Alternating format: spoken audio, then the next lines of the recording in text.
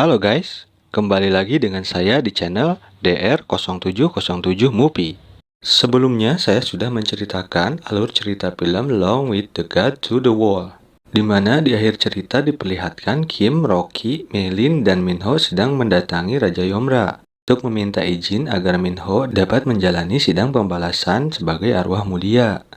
Dan seperti biasa, sebelum kita masuk ke alur ceritanya, mari dukung channel ini agar berkembang dengan cara subscribe, like, komen, dan share.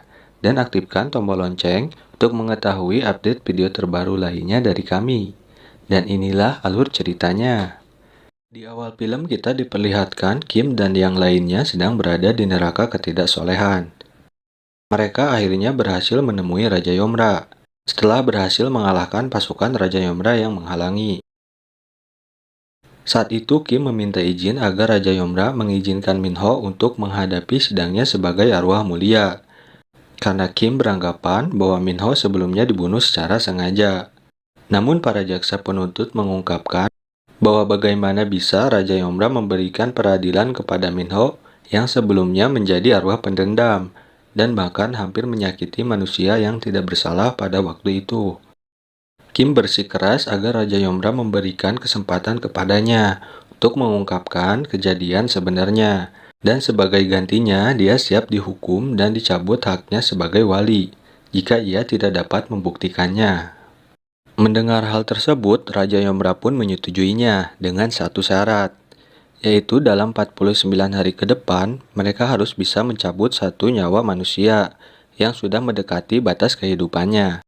Dia pun menjelaskan bahwa manusia tersebut dijaga oleh seorang dewa rumah, dan para wali yang sebelumnya mencoba mencabut nyawanya tidak pernah berhasil. Bahkan dewa rumah tersebut selalu menampakkan diri kepada manusia. Kemudian kita diperlihatkan dengan dewa rumah yang selalu melindungi kakek Hur, yang bernama Sungju. Dia sedang bermain dengan seorang anak kecil yang bernama Yundong, cucu dari kakek Hur. Saat malam hari, terlihat Rocky dan Maylin akan melakukan pencabutan nyawa kepada kakek Hur. Namun datanglah Sungju menghentikannya. Dan di sini terjadilah pertarungan antara Rocky dan Sungju. Dan pertarungan singkat itu dimenangkan oleh Sungju. Di sini Sungju tahu maksud dari kedatangan mereka berdua adalah untuk mencabut nyawa arwah kakek Hur. Dia pun meminta agar mereka berdua kembali dalam 40 hari setelah Yundong masuk sekolah.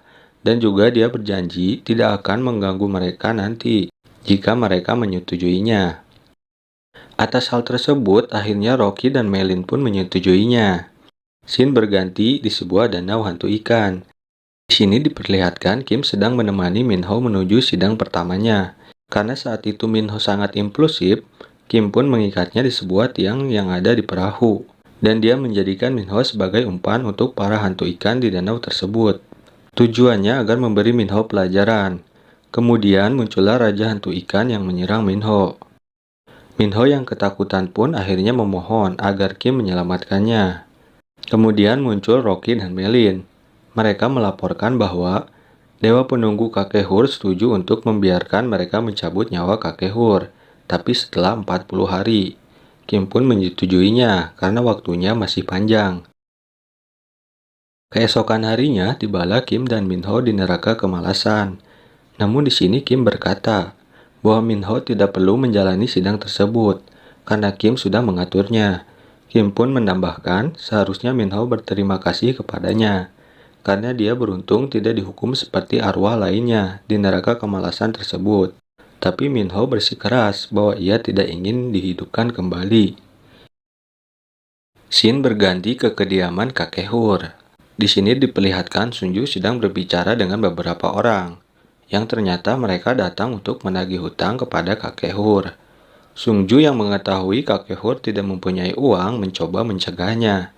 Namun mereka malah memukul Sungju hingga Sungju jatuh ke sebuah WC. Dan tangan Sungju tidak sengaja menyentuh sebuah kotoran.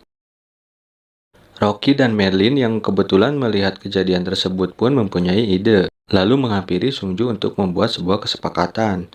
Mereka tahu kelemahan Sungju adalah jika ia memegang kotoran, maka kekuatan Sungju akan hilang. Dan berpikir bahwa ini adalah kesempatan baik untuk memanfaatkan keadaan. Rocky berkata kepada Sungju bahwa ia bisa membantu mengalahkan para rentenir itu dan menemukan cara agar Yundong dapat hidup lebih baik setelah mereka mencabut nyawa kakek Hur. Dengan satu syarat, yaitu Sungju harus menceritakan masa lalu Rocky dan Melin, karena sebelumnya Sungju berkata bahwa ia tahu masa lalu mereka berdua. Akhirnya Sungju pun menyetujuinya. Saat itu pun Rocky langsung menghajar para rentenir itu. Sungju memuji kehebatan Rocky saat bertarung tidak berubah sama sekali semenjak 1000 tahun yang lalu, dan ia mulai menceritakan masa lalu Rocky. Sungju menjelaskan bahwa Rocky dulu adalah seorang prajurit terhebat dinasti Goryeo yang diberi julukan kucing garong putih oleh para musuhnya, yang bertugas mempertahankan perbatasan utara dan membuat musuh lari ketakutan ketika melihatnya. Ia terkenal selalu mengenakan selendang bulu kucing garong putih. Pada malam harinya, Rocky pun menjelaskan rencana dia untuk membuat Yundong diadopsi agar hidupnya lebih baik ketika kakeknya meninggal nanti. Dan ia pun menanyakan pada Sungju mengapa ia begitu peduli dengan anak ini. Sungju menjawab bahwa Yundong ditinggalkan kedua orang tuanya saat ia lahir. Ibunya meninggal saat melahirkannya, dan ayahnya kabur entah kemana. Ia merasa kasihan akan nasibnya. Keesokan harinya, tibalah mereka ke sebuah panti asuhan. Mereka ingin Yundong diadopsi, namun karena mereka bukan salah satu dari keluarga Yundong, mereka pun tidak bisa melakukan hal tersebut. Mereka hanya bisa mendaftarkannya jika ada surat kuasa dari ayah atau kakek Yundong. Karena hal tersebut, akhirnya mereka pun pergi dari tempat itu. Lalu saat di luar, Rocky dan Sungjung merencanakan agar mengajukan surat kuasa ke pengadilan untuk melengkapi syarat adopsi Yundong. Saat mereka sedang berbicara, Sungju menceritakan masa lalu Meilin. Dia berkata bahwa 1000 tahun yang lalu terjadi serangan ke desa tempat tinggal Meilin, yang mana saat itu orang tuanya dibunuh oleh para penyerang. Namun saat itu ia berhasil membawa anak-anak lain ke tempat aman, yang tidak diketahui oleh para penyerang. Dan setelah itu Meilin menjadi pemimpin mereka dan bertanggung jawab atas kelangsungan hidup mereka. Di waktu yang sama, Kim pun menceritakan masa lalunya kepada Minho. Di sini hanya Kim yang tidak dihapus ingatannya saat menjadi wali. Ia pun berkata bahwa dulu ia adalah anak dari seorang raja. Ia mempunyai ayah yang baik dan bijaksana. Bahkan setelah memenangkan peperangan, beliau membebaskan sisa prajurit musuh dan mengadopsi seorang anak laki-laki di tempat kerajaan musuh yang telah ia taklukkan. Namun pada saat itu, ayahnya menjadi berbeda terhadap Kim. Bahkan secara khusus mengajari cara berperang kepada anak itu. Kita kembali ke Kim dan Minho. Di saat perjalanan ke sidang berikutnya, Kim bertanya apa yang membuat Minho bisa merasa takut. Minho menjawab bahwa ia takut dengan reptil seperti dinosaurus atau raptor. Tak lama kemudian muncul raptor yang datang menghampiri mereka. Minho yang ketakutan mencoba lari, namun di depannya ternyata sudah banyak raptor yang menunggunya. Pada saat yang sama muncul T-Rex dan monster besar dari bawah tanah. Mereka pun akhirnya harus tertelan oleh monster tersebut. Kembali ke cerita masa lalu Rocky dan Meilin. Di sini Sungju menceritakan bagaimana pertemuan keduanya pada 1000 tahun yang lalu. Ia menceritakan bahwa pada waktu itu, Rocky pertama kali bertemu Meilin ketika ia menyelamatkan Meilin saat sedang diserang oleh seekor harimau. Dan karena Meilin berasal dari wilayah musuh, Rocky memaksa Meilin untuk menunjukkan tempat persembunyiannya. Namun Rocky justru kaget. Ternyata di sana hanya terlihat sekumpulan anak-anak. Rocky pun memutuskan untuk melepaskannya. Lalu kembali lagi ke Minho. Di sana ternyata mereka selamat. Tak lama kemudian Kim bertanya kepada Minho, apakah dia percaya jika atasan dan temannya mengkhianatinya. Minho menjawab bahwa ia percaya pada mereka dan yakin pada saat ia akan dikubur hidup-hidup, mereka tidak mengetahui bahwa ia masih hidup. Kim pun menceritakan bahwa ia dulu pernah dikhianati oleh adik adopsi dan ayahnya.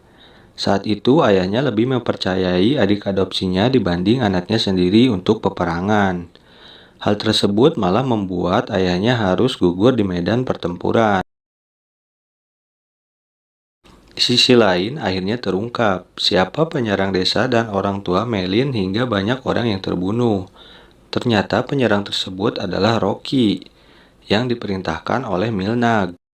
Meilin yang mendengar itu pun kaget dan kecewa atas apa yang dilakukan Rocky di masa lalu. Sementara itu, akhirnya Kim dan Minho sampai di neraka pengkhianatan.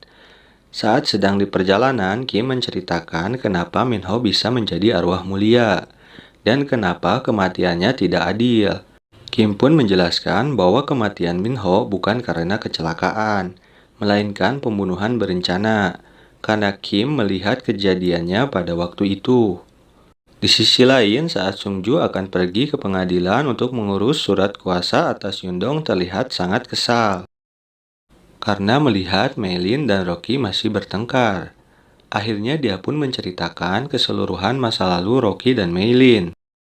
Saat itu, karena merasa bersalah, Rocky memutuskan untuk menjadi wali dari Meilin dan anak-anak lainnya. Dia senantiasa menjaga dan mengajarkan mereka cara bertahan hidup. Bahkan ia harus kehilangan beberapa anak buahnya karena terlalu fokus menjaga anak-anak.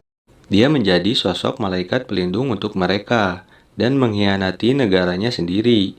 Sampai pada akhirnya, negara mengetahui apa yang dilakukan Rocky dan menangkapnya. Lalu kemudian dia dibawa ke hutan penuh serigala untuk dijadikan makanan hewan tersebut.